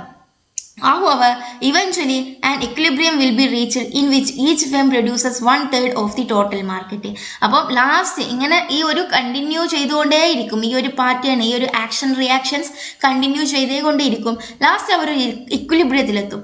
അപ്പോൾ എന്ത് ചെയ്യും, ഓരോ ഫേമും ആ ഒരു ടോട്ടൽ മാർക്കറ്റിൻ്റെ 1/3 എന്ത് ചെയ്യും, പ്രൊഡ്യൂസ് ചെയ്യും. അപ്പം 1/3 എന്ത് ചെയ്യും, ഒരു ഫേം പ്രൊഡ്യൂസ് ചെയ്യും, ബാക്കി വരുന്ന 1/3 എന്ത് ചെയ്യും, മറ്റു ഫേമും പ്രൊഡ്യൂസ് ചെയ്യും. ബാക്കി 1/3 എന്ത് ചെയ്യും, അവിടെ അൺപ്രൊഡ്യൂസ്ഡ് ആയിട്ട് അല്ലെങ്കിൽ പ്രൊഡ്യൂസ് ചെയ്യാതെ അവിടെ വെക്കും. Together they cover 2/3 of the total market. 2/3 രണ്ടും കൂടെ എയും ബിയും ചേർന്നിട്ട് ടോട്ടൽ മാർക്കറ്റിൻ്റെ 2/3 ആണ് എന്ത് ചെയ്യുന്നത്, പ്രൊഡ്യൂസ് ചെയ്യുന്നത്. 1/3 എന്ത് ചെയ്യും, അവിടെ റിമൈനിങ് ആയിട്ട് അവിടെ മാർക്കറ്റിൽ നിലനിൽക്കും. Each firm maximizes its profits in each period, but the industry profits are not maximized. ഓരോ ഫേമും എന്ത് ചെയ്യുന്നുണ്ട്, അവരുടെ പ്രോഫിറ്റിനെ മാക്സിമൈസ് ചെയ്യുന്നുണ്ട്. പക്ഷെ അവരുടെ ഇൻഡസ്ട്രി ഒരിക്കലും എന്ത് ചെയ്യുന്നില്ല, അവരുടെ പ്രോഫിറ്റിനെ മാക്സിമൈസ് ചെയ്യുന്നില്ല. That is the firms would have higher joint profits if they recognised their interdependence after their failure in forecasting correct reaction of their rival. അതായത് firms would have higher joint profit if they recognised their interdependence. അവരുടെ interdependence, ആ firm തമ്മിലുള്ള connection recognise ചെയ്താൽ മാത്രമേ എന്ത് ചെയ്യുള്ളൂ, അവരുടെ joint profit അവർക്ക് വർദ്ധിപ്പിക്കാനാവും. അപ്പോൾ അതുകൊണ്ട് പക്ഷെ അവരെന്ത് ചെയ്യുന്നില്ല, അവരുടെ ഈ ഒരു ഇന്റർഡിപെൻഡൻസിനെ അവർ റിയലൈസ് ചെയ്യുന്നില്ല. അതുകൊണ്ട് തന്നെ അവർക്ക് അവരുടെ ഇൻഡസ്ട്രിയൽ പ്രോഫിറ്റിനെ മാക്സിമൈസ് ചെയ്യാൻ ആവുന്നില്ല. Recognition of their interdependence would lead them to act as a monopolist, producing one half of the total market output, selling it at the profit maximizing price P and sharing the market equally, that is each producing 1/4 of the total market. അതായത് അവരുടെ ഇന്റർഡിപ്പെൻഡൻസിനെ recognise ചെയ്യാണ് എന്നുണ്ടെങ്കിൽ എന്ത് ചെയ്യാനാവും? അവർക്ക് total മാർക്കറ്റിന്റെ 1/2 produce ചെയ്ത് sales നടത്തിയാൽ അവർക്ക് എന്ത് ചെയ്യാം? മാക്സിമം പ്രൈസിൽ അത് സെയിൽ നടത്താനും മാക്സിമം ജോയിന്റ് പ്രോഫിറ്റ് അച്ചീവ് ചെയ്യാനും സാധിക്കും. എങ്ങനെയാണെന്നുണ്ടെങ്കിൽ അവരുടെ ഇന്റർഡിപ്പെൻഡൻസിനെ അവർ റെക്കഗ്നൈസ് ചെയ്യുകയാണെന്നുണ്ടെങ്കിൽ അതിന് സാധിക്കും. ആ ഒരു സമയത്ത് അവരുടെ ഇന്റർഡിപ്പെൻഡൻസിനെ റെക്കഗ്നൈസ് ചെയ്യുകയാണെന്നുണ്ടെങ്കിൽ അവർക്കൊരു മൊണോപോളിസ്റ്റിന്റെ ഒരു പവർ അവിടെ ലഭിക്കാനും ചാൻസ് ഉണ്ട്. Thus, the Cournot solution is stable. Each firm supplies 4 of the market at a common price, which is lower than the monopoly price but above the pure competitive price. അപ്പം ഈ ഒരു ഒലിഗോപോളിസ്റ്റിന്റെ price എന്ന് പറയുന്നത് കുന്നോട്ട് model പ്രകാരം എങ്ങനെയാണ്? അവരുടെ common price എന്ന് പറയുന്നത് മോണോപോളി പ്രൈസിനേക്കാൾ ചെറുതാണ്, പക്ഷെ പ്യുവർ കോമ്പറ്റേറ്റീവ് ഫേമിനേക്കാൾ അല്ലെങ്കിൽ പെർഫെക്റ്റ് കോമ്പറ്റേറ്റീവ് ഫേമിനേക്കാൾ എബോവ് ആയിട്ടുള്ള ഒരു പ്രൈസും ആയിരിക്കും ആര് ചാർജ് ചെയ്യുന്നത്? ഒരു ഒലിഗോപോളിസ്റ്റ് ചാർജ് ചെയ്യുന്നത്. It can be shown that if there are 3 firms in the industry, each will produce 1/4 of the market and all of them together will supply 3/4, that is 1/4 into 3 of the entire market order. അതായത് ഒരു ഇൻഡസ്ട്രിയിൽ 3 firms ഉണ്ട്. ഓരോ ഫേംസും എന്ത് ചെയ്യാണ്? 1/4 ആണ്, മാർക്കറ്റിന്റെ 1/4 ആണ് പ്രൊഡ്യൂസ് ചെയ്യുന്നത്. അതായത് അവരുടെ ടോട്ടൽ സപ്ലൈ ടുഗദർ എത്രയായിരിക്കും? 3/4 ആയിരിക്കും. അതായത് 1/4 into 3 ആയിരിക്കും. എൻ്റയർ മാർക്കറ്റിന്റെ 1/4 ആയിരിക്കും ഓരോ ഫേമും എന്ത് ചെയ്യുന്നത്? സപ്ലൈ ചെയ്ത് പ്രൊഡ്യൂസ് ചെയ്യുന്നത്. And in general, if there are firms in the industry, each will provide 1/n+1 of the market and the industry output will be equal to 1/n+ into n, that is n/n+1 ആയിരിക്കും എന്ത്? അവരുടെ market total market share എന്ന് പറയുന്നത്. Clearly as small firms are assumed to exist in the industry, the higher the total quantity supplied and hence the lower price. The larger the number of firms, the closer is output and price the competitive level. അപ്പോൾ കുറവ് firms ആണുള്ളതെങ്കിൽ അത് monopoly ലെവലിലേക്ക്, മൊണോപോളിസ്റ്റിന്റെ ഒരു പ്രൈസിലേക്ക് നീങ്ങുകയും larger number of firms അവിടെ ഉണ്ടെങ്കിൽ അതിൽ closer output ആയിട്ട് ലാർജർ ഫേംസ് അവിടെ ഉണ്ടെങ്കിൽ എന്ത് ചെയ്യും? പ്രൈസ് കോമ്പറ്റേറ്റീവ് ലെവലിലേക്ക് നീങ്ങുകയും ചെയ്യും. Cournot's model leads to stable equilibrium. ഒരു സ്റ്റേബിൾ ഇക്വിലിബ്രിയത്തിലേക്ക് കുർനോട്ട് എന്ത് ചെയ്യുന്നുണ്ട്? അദ്ദേഹത്തിന്റെ മോഡലിനെ കൊണ്ടുചെന്നെത്തിക്കുന്നുണ്ട്. However, this model may be criticized on several accounts. The behavioral pattern of firms is naive. Firms do not learn from past miscalculations of competitors reaction. ഈ ഒരു Cournot model ഒരു സ്റ്റേബിൾ ഇക്വിലിബ്രിയം ലെവൽ പ്രൊവൈഡ് ചെയ്യുന്നുണ്ടെങ്കിൽ കൂടി ഒരുപാട് criticism അതിന് നേരെ വരുന്നുണ്ട്. ഒന്നാമത്തെ ക്രിറ്റിസിസം എന്ന് പറയുന്നത് behavioural pattern of firms is naive എന്നാണ്. അവരുടെ ബിഹേവിയറൽ പാറ്റേണിനെ കുറിച്ചാണ്. അതായത് പാസ്റ്റ് ആയിട്ടുള്ള അവരുടെ എക്സ്പീരിയൻസിൽ നിന്ന്, ബിഹേവിയറിൽ നിന്ന് അവരെന്ത് ചെയ്യുന്നില്ല? ഒന്നും തന്നെ പഠിക്കുന്നില്ല. അതുകൊണ്ട് തന്നെ കോമ്പറ്റീറ്റേഴ്സിന്റെ റിയാക്ഷൻസിനെ അവരെന്ത് ചെയ്യാണ്? മിസ്കാൽക്കുലേറ്റ് ചെയ്യാണ് ചെയ്യുന്നത്. കോമ്പറ്റീറ്റീവ്സിന്റെ റിയാക്ഷൻസിനെ അവർക്ക് കാൽക്കുലേറ്റ് ചെയ്യാൻ, ശരിയായ രീതിയിൽ കാൽക്കുലേറ്റ് ചെയ്ത് അതിനനുസരിച്ച് തീരുമാനമെടുക്കാൻ അവർക്ക് ആവുന്നില്ല. Although the quantity produced by the competitors is at each stage assumed constant. അവരുടെ ക്വാണ്ടിറ്റി പ്രൊഡ്യൂസ് ചെയ്യുന്നത്, ഓരോ കോമ്പറ്റീറ്റേഴ്സും പ്രൊഡ്യൂസ് ചെയ്യുന്നത് എന്താണ്? കോൺസ്റ്റന്റ് ആണ് എന്നുള്ളതാണ് ഓരോ റൈവൽ ഫേമും അസ്യൂം ചെയ്യുന്നത്. A quantity competition emerges which drives speed down towards the competitive level. The model can be extended to any number of firms. അവർ it is a closed model in that industry is not allowed. The number of firms that are assumed in the first period remains the same throughout the adjustment process. എത്ര മോഡലിലേക്ക് വേണ്ടി എത്ര ഫേംസിന്റെ number of firms increase ചെയ്താലും അതിലേക്കൊക്കെ എന്ത് ചെയ്യാൻ പറ്റും? ഈ ഒരു മോഡൽ എക്സ്റ്റെൻഡ് ചെയ്യാൻ പറ്റും എന്നുള്ളതാണ് ഇതിൻ്റെ ഒരു മെയിൻ ആയിട്ടുള്ള പ്രത്യേകത എന്ന് പറയുന്നത്. The model does not say how long the adjustment period will be. എത്ര ലോങ് ആണ് അതിൻ്റെ ഒരു അഡ്ജസ്റ്റ്മെന്റ് പീരീഡ് എന്നുള്ളത് അതൊരിക്കലും മെൻഷൻ ചെയ്യുന്നില്ല. The assumption of costless production is unrealistic. Then ഇതിൻ്റെ ഒരു പ്രൊഡക്ഷൻ സീറോ കോസ്റ്റിലാണ് എന്നുള്ളത് അൺറിയലിസ്റ്റിക് ആയിട്ടുള്ള ഒരു അസംഷനാണ്. ഒരിക്കലും പ്രൊഡക്ഷൻ സീറോ കോസ്റ്റിൽ നടത്താൻ സാധിക്കില്ല എന്നുള്ളതാണ് മറ്റൊരു ഡ്രോബാക്ക് ആയിട്ട് കണക്കാക്കുന്നത്. Next model is Stackelberg's duopoly model. Stackelberg develop ചെയ്തിട്ടുള്ള ഡ്യുവോപോളി മോഡലിൽ അദ്ദേഹം എന്താണ് പറയുന്നതെന്ന് നോക്കാം. This model was developed by the German economist Heinrich von Stackelberg and is an extension of Cournot's model. അദ്ദേഹം ജർമ്മൻ എക്കണോമിസ്റ്റ് ആയിട്ടുള്ള സ്റ്റാക്കൽബർഗ് കുർനോട്ട് മോഡലിൻ്റെ ഒരു എക്സ്റ്റൻഷൻ ആയിട്ടാണ് അദ്ദേഹത്തിൻ്റെ മോഡൽ ഡെവലപ്പ് ചെയ്തിട്ടുള്ളത്. It is assumed by von Stackelberg that one duopolist is sufficiently sophisticated to recognize that his competitor acts on the Cournot assumption. അദ്ദേഹത്തിൻ്റെ ഒരു assumption എന്ന് പറയുന്നത് ഈ സ്റ്റാക്കൽബർഗ് മോഡലിൽ സ്റ്റാക്കൽബർഗ് അസ്യൂം ചെയ്യുന്നത് എന്താണ്, ഒരു ഡ്യുവോപോളിസ്റ്റ് എന്ത് ചെയ്യുന്നുണ്ട്, സോഫിസ്റ്റിക്കേറ്റഡ് ആണ്. അദ്ദേഹം എന്ത് ചെയ്യും, അവരുടെ കോമ്പറ്റേറ്റേഴ്സിൻ്റെ ആക്ടിനെ എന്ത് ചെയ്യുന്നുണ്ട്, കുർനോട്ട് അസംഷൻ പറഞ്ഞ പോലെയല്ല, അതിനേക്കാൾ അദ്ദേഹത്തിന്റെ കോമ്പറ്റീറ്ററുടെ ആക്സിനെ അദ്ദേഹം റെക്കഗ്നൈസ് ചെയ്യുന്നുണ്ട് എന്നുള്ളതാണ് ആര് പറയുന്നത്, സ്റ്റാക്കൽബർഗ് പറയുന്നത്. കുർനോട്ട് അസംഷൻ പ്രകാരം കോമ്പറ്റേറ്ററിന്റെ ആക്സിനെ എന്ത് ചെയ്യുന്നില്ല, റെക്കഗ്നൈസ് ചെയ്യുന്നില്ല. പക്ഷേ സ്റ്റാക്കൽബർഗ് ഡ്യുവോപോളി മോഡൽ പ്രകാരം അദ്ദേഹത്തിന്റെ അഭിപ്രായത്തിൽ സോഫിസ്റ്റിക്കേറ്റഡ് ആയിട്ടുള്ള ഒരു ഫേം ഉണ്ടായിരിക്കും. ആ ഫേം എന്ത് ചെയ്യുന്നുണ്ട്, അദ്ദേഹത്തിന്റെ കോമ്പറ്റേറ്റർ അദ്ദേഹത്തിന്റെ ആക്ടിവിറ്റീസിനനുസരിച്ച് കൗണ്ടറാക്ട് ചെയ്തുകൊണ്ടുള്ള ഡിസിഷൻ ആയിരിക്കും എടുക്കുക എന്നുള്ളതാണ് ആര് പറഞ്ഞിട്ടുള്ളത്, സ്റ്റാക്കൽബർഗ് പറഞ്ഞിട്ടുള്ളത്. This recognition allows the sophisticated duopolist to determine the reaction curve of his rival and incorporate it in his own profit function, which he then proceeds to maximize like a monopolist.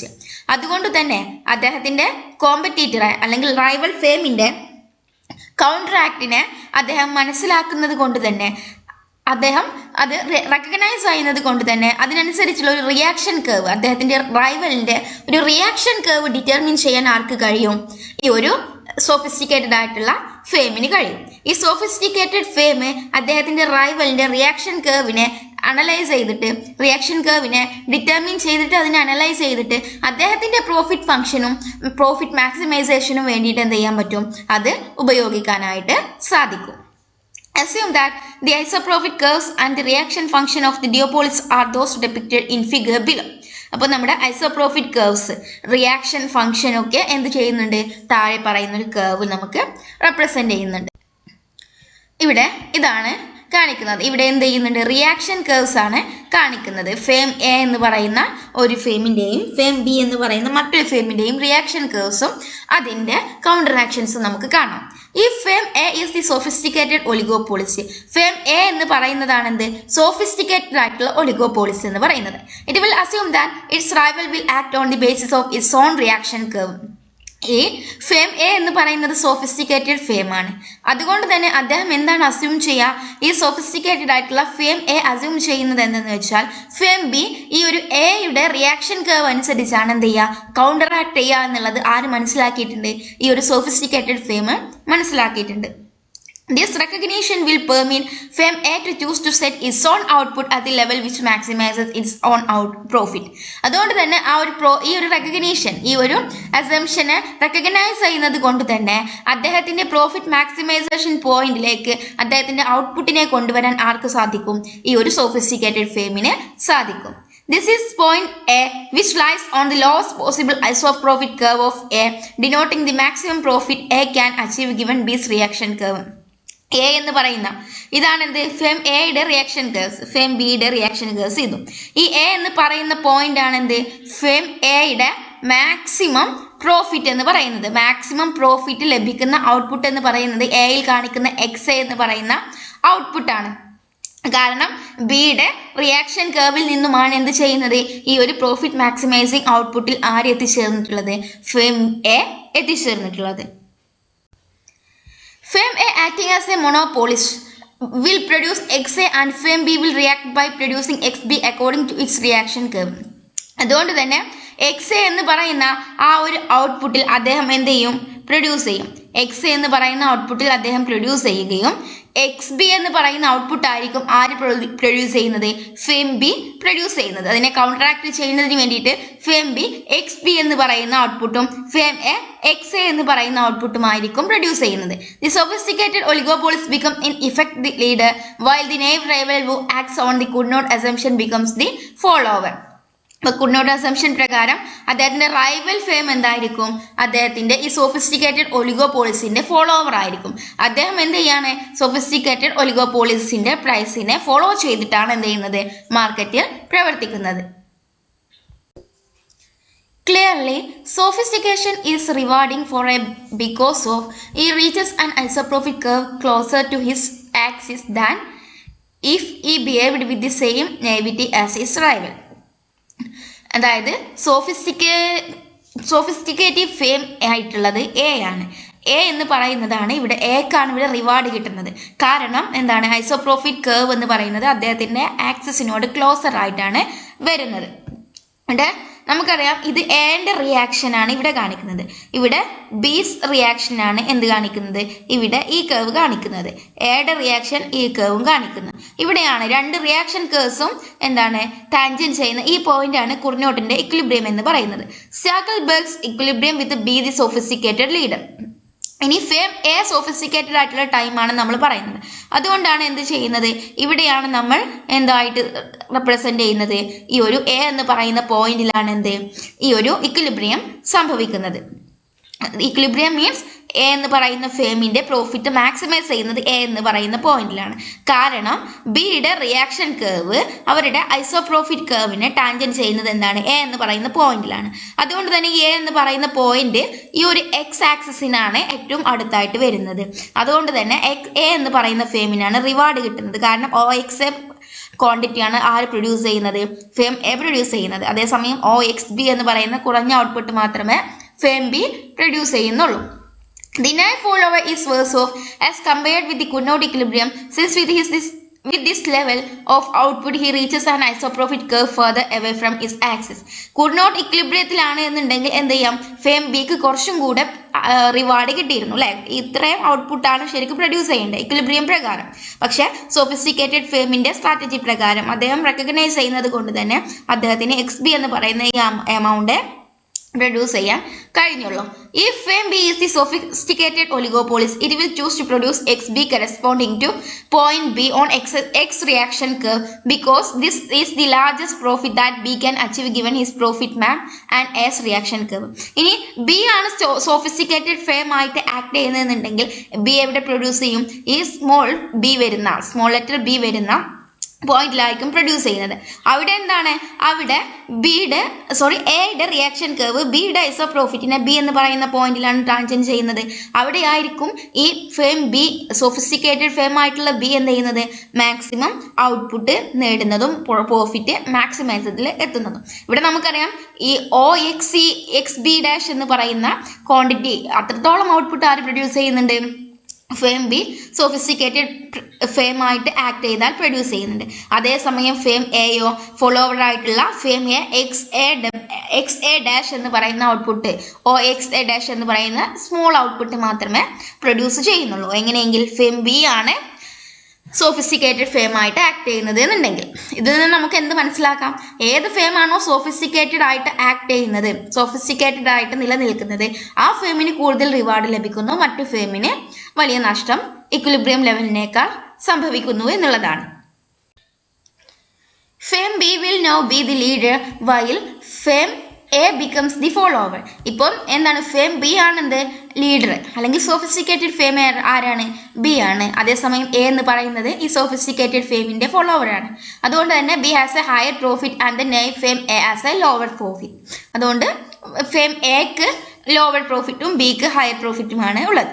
In summary, if only one fame is sophisticated, it will emerge as the leader and a stable equilibrium will emerge since the naive fame will act as a follower. Summarise ചെയ്ത് പറയുകയാണെന്നുണ്ടെങ്കിൽ എന്താണ് നമുക്ക് പറയാനുണ്ടാവുക, fame A ആണ് sophisticated ആയിട്ട് ഉള്ളത് എന്നുണ്ടെങ്കിൽ എന്ത് സംഭവിക്കും, ആ ഫെയിം എ ഒരു ഫെയിം ആണ് സോഫിസ്റ്റിക്കേറ്റഡ് ആയിട്ടുള്ളത് എന്നുണ്ടെങ്കിൽ ആ ഫെയിം എന്ത് ചെയ്യും, സോഫിസ്റ്റിക്കേറ്റഡ് ഫെയിം ആയിട്ട് എമേർജ് ചെയ്യുകയും ലീഡറായിട്ട് എമേർജ് ചെയ്യുകയും മറ്റു ഫെയിം എന്ത് ചെയ്യും, അതിനെ ഫോളോ ചെയ്യുകയും ചെയ്യും. അവിടെ ഒരു ഇക്വിലിബ്രിയം ലെവല് സ്റ്റേബിൾ ആയിട്ടുള്ള ഇക്വിലിബ്രിയം അച്ചീവ് ചെയ്യുകയും ചെയ്യും. അതേസമയം ഫെയിം ബി ആണെങ്കിലും ഇതേപോലെ തന്നെ വൈസ് വേഴ്സ ആയിട്ട് സംഭവിക്കും. However, if both firms are sophisticated, both ഫെയിംസും സോഫിസ്റ്റിക്കേറ്റഡ് ആണെങ്കിൽ, രണ്ട് ഫെയിംസും വിട്ടുകൊടുക്കാതെ പിടിച്ചു നിൽക്കുകയാണെന്നുണ്ടെങ്കിൽ then both will want to act as leader. രണ്ട് ഫെയിം എന്ത് ചെയ്യും, ലീഡേഴ്സ് ആയിട്ട് ആക്ട് ചെയ്യും. Because this action is a greater profit to them. അതുകൊണ്ട് അവർക്ക് എന്ത് ചെയ്യാം, ഗ്രേറ്റർ പ്രോഫിറ്റ് ഈൽഡ് ചെയ്യാം. In this case the market situation become unstable. അത്തരം കേസിൽ മാർക്കറ്റ് സിറ്റുവേഷൻ എന്തായിരിക്കും? അൺസ്റ്റേബിൾ ആയിരിക്കും. ഒരു സ്റ്റേബിൾ ഇക്വിലിബ്രിയം അവിടെ ഉണ്ടായിരിക്കില്ല. The situation is known as Stackelberg's disequilibrium and the effect will either be a price war until one of the firms surrenders and agrees to act as a follower or a collusion is reached. അതായത് രണ്ട് ഫേമും sophisticated firm ആയിട്ട് leaders ആയിട്ട് act ചെയ്യുകയാണെന്നുണ്ടെങ്കിൽ അവിടെ എന്ത് സംഭവിക്കും? ഒരു unstable market condition നിലനിൽക്കും. അൺസ്റ്റേബിൾ മാർക്കറ്റ് സിറ്റുവേഷൻ എക്സിസ്റ്റ് ചെയ്യുകയും സ്റ്റാക്കൽബർഗ് ഡിസിക്വിലിബ്രിയത്തിലേക്ക് അത് നയിക്കുകയും ചെയ്യും. ഈ ഡിസിക്വിലിബ്രിയം ഏതുവരെ കണ്ടിന്യൂ ചെയ്യും? ഒന്നെങ്കിൽ ഏതെങ്കിലും ഒരു ഫേം സറണ്ടർ ചെയ്യുന്നത് വരെ കീഴടങ്ങുന്നത് വരെ എന്ത് ചെയ്യും? ആ ഒരു സിറ്റുവേഷൻ കണ്ടിന്യൂ ചെയ്യും. അല്ലെങ്കിലോ രണ്ടുപേരും കൂടെ ഒരു കൊലൂഷനിൽ എത്തിയിട്ട് ഒരു എഗ്രിമെന്റിൽ എത്തുന്നത് വരെ ആ ഒരു സിറ്റുവേഷൻ എന്ത് ചെയ്യാം? കണ്ടിന്യൂ ചെയ്ത് പോവാം. ഈ ഒരു എഡ്ജ്വർത്ത് കോൺട്രാക്ട് കർവ് ആണ് എന്തിനെ കാണിക്കുന്നത്? ഈ ഒരു രണ്ട് ഫേമിൻ്റെയും ഹയർ പ്രോഫിറ്റ് ആയിട്ടുള്ള ഡിസ്ഇക്വിലിബ്രിയം കണ്ടീഷനെ കാണിക്കുന്നത്. ഇവിടെയാണ് കുർനോട്ട് പോയിന്റ്, ഇവിടെയാണ് കുർനോട്ടിന്റെ ഇക്വിലിബ്രിയം. ഇവിടെയാണ് ഇത് എസ് റിയാക്ഷൻ കർവ് ബി എന്ന് പറയുന്ന പോയിന്റ് ആണ്. ഫേം ബി സോഫിസ്റ്റിക്കേറ്റഡ് ഫേം ആയിട്ട് പ്രൊഡ്യൂസ് ചെയ്യാവുന്ന ഇക്വിലിബ്രിയം എന്ന് പറയുന്നത്. ഫേം എ സോഫിസ്റ്റിക്കേറ്റഡ് ആയിട്ട് നിലനിൽക്കുന്ന സിറ്റുവേഷൻ ആണ് എയിൽ കാണിക്കുന്നത്. ഇനി ഫേം എയും ബിയും സോഫിസ്റ്റിക്കേറ്റഡ് ആയിട്ട് ലീഡർ ഫേംസ് ആയിട്ട് ആക്ട് ചെയ്യുകയാണെന്നുണ്ടെങ്കിൽ അവരുടെ അൺസ്റ്റേബിൾ ഇക്വിലിബ്രിയം അല്ലെങ്കിൽ സ്റ്റാക്കൽബർഗ് ഡിസ്ഇക്വിലിബ്രിയം കാണിക്കുന്നതാണ് എന്ത്? എഡ്ജ്വർത്തിന്റെ ഈ കോൺട്രാക്ട് കർവ് എന്ന്. If the final equilibrium lies on the Edgeworth contract curve, the industry profit are maximized. Industry profit, അതായത് joint profit എന്ത് ചെയ്യും? ആ സമയത്ത് മാക്സിമൈസ് ചെയ്യും. One Stackelberg's model has interesting implications. ഇതൊരു ഇൻട്രസ്റ്റിംഗ് ആണ്. It shows clearly that naive behavior does not pay. The rivals should recognize their interdependence. ഇവിടെ എന്ത് ചെയ്യുന്നുണ്ട്? അവരുടെ നൈവ് ഫേം അല്ലെങ്കിൽ റൈവൽ ഫേം എന്ത് ചെയ്യുന്നുണ്ട്? അവരുടെ ഇന്റർഡിപെൻഡൻസിനെ അവർ റെക്കഗ്നൈസ് ചെയ്യുന്നുണ്ട്, മനസ്സിലാക്കും. By recognizing the others' reactions, each duopolist can reach a higher level of profit for himself. If both firms start recognizing their mutual interdependence, each starts worrying about the rival's profit and the rival's reactions. ഒരു firm മറ്റൊരു ഫേമിന്റെ ആക്ഷൻസിനെ മനസ്സിലാക്കുകയാണെന്നുണ്ടെങ്കിൽ ആ ഫേമിന് അദ്ദേഹത്തിന്റെ സ്വന്തം പ്രോഫിറ്റിനെ maximise ചെയ്യാനും higher ലെവലിലേക്ക് എത്തിക്കാനും കഴിയും. ഇനി അതേസമയം രണ്ട് ഫേംസും റെക്കഗ്നൈസ് ചെയ്യുകയാണെന്നുണ്ടെങ്കിൽ അവരുടെ മ്യൂച്വൽ ഇന്റർഡിപെൻഡൻസ് അവർ മനസ്സിലാക്കുകയും രണ്ടുപേരും എന്ത് ചെയ്യും? റൈവൽ ഫേമിന്റെ പ്രോഫിറ്റിനെ കുറിച്ചും അവരുടെ റിയാക്ഷനെ കുറിച്ചും എപ്പോഴും വെറിയിങ് ആയിരിക്കും. If each ignores the other, രണ്ടുപേരും അവരുടെ റൈവലിനെ ഇഗ്നോർ ചെയ്യുകയാണെന്നുണ്ടെങ്കിൽ price war will be inevitable. അവിടെ ഒരു പ്രൈസ് വാറിന് ചാൻസ് ഉണ്ട്. പ്രൈസ് വാർ എന്നത് ഒഴിവാക്കാൻ പറ്റാത്തൊരു കാര്യമായിട്ട് അവിടെ മാറും. As a result of which both will be worse off. ആ ഒരു പ്രൈസ് വാർ കാരണം എന്ത് ചെയ്യും? രണ്ടുപേർക്കും അത് നഷ്ടത്തിലാണ് എത്തിക്കുന്നത്. The model shows that a bargaining procedure and a collusive agreement becomes advantageous to both duopolists. അതുകൊണ്ട് തന്നെ അവിടെ ഒരു ബാർഗൈനിങ് പ്രൊസീജിയറോ അല്ലെങ്കിൽ ഒരു കൊലൂസീവ് എഗ്രിമെന്റോ അവിടെ എന്താണ്? അത്തരം ഒരു എഗ്രിമെന്റ് കൊണ്ട് മാത്രമേ അവിടെ രണ്ട് ഫേമിന് ഒരു അഡ്വാൻറ്റേജസ് ഉണ്ടാക്കാൻ കഴിയൂ. With such a collusive agreement, the duopolists may reach a point on the Edgeworth contract curve, thus attaining joint profit maximization. ഈ ഒരു കൊലൂസീവ് എഗ്രിമെന്റ് കാരണം എന്ത് ചെയ്യാൻ പറ്റും? ഡ്യൂപോളിസ്റ്റിന് എഡ്ജ്വർത്ത് കോൺട്രാക്ട് കർവിന്റെ ഒരു പോയിന്റിൽ റീച്ച് ചെയ്യാനും അതുവഴി ഒരു ജോയിന്റ് പ്രോഫിറ്റ് മാക്സിമൈസേഷന് ഒരു സാധ്യത അവിടെ നിലനിൽക്കുന്നുമുണ്ട്. It should be noted that Stackelberg's model of sophisticated behavior is not applicable in a market in which the firms behave on Bertrand's assumption. ബെർട്രാൻഡിന്റെ അസംഷൻ വെച്ചിട്ട് പെരുമാറുന്ന ഒരു മോഡലിൽ ഇത്തരം ഒരു മോഡൽ അപ്ലൈ ചെയ്യാൻ. We may now summarize Stackelberg's models. Each duopolist estimates the maximum profit that he would earn if he acted as leader, if he acted as follower, and chooses the behavior which is the largest maximum. അവർക്ക് എന്ത് ചെയ്യാൻ പറ്റും? Each ഡ്യൂപോളിസ്റ്റിനും അവരുടെ maximum profit estimate ചെയ്യുന്ന situations ഏതൊക്കെയാണ്? ഒന്നെങ്കിൽ അവരൊരു ലീഡറായിട്ട് act ചെയ്യുകയാണെന്നുണ്ടെങ്കിൽ, ഇഫ് ഈ ആക്ട് ആസ് എ ഫോളോവറായിട്ട് ആക്ട് ചെയ്യുകയാണ്, and chooses the behaviour which is the largest maximum. എന്നിട്ട് ലാർജസ്റ്റ് മാക്സിമം ഔട്ട്പുട്ടിനെ അവർ ഈൽഡ് ചെയ്യുകയാണ്. അതുപോലെ തന്നെ അവരുടെ റൈവൽ ഫേമിൻ്റെ ബിഹേവിയറിനെയും അവർ റെക്കഗ്നൈസ് ചെയ്യുകയാണെന്നുണ്ടെങ്കിൽ അവർക്ക് എന്ത് ചെയ്യാൻ പറ്റും?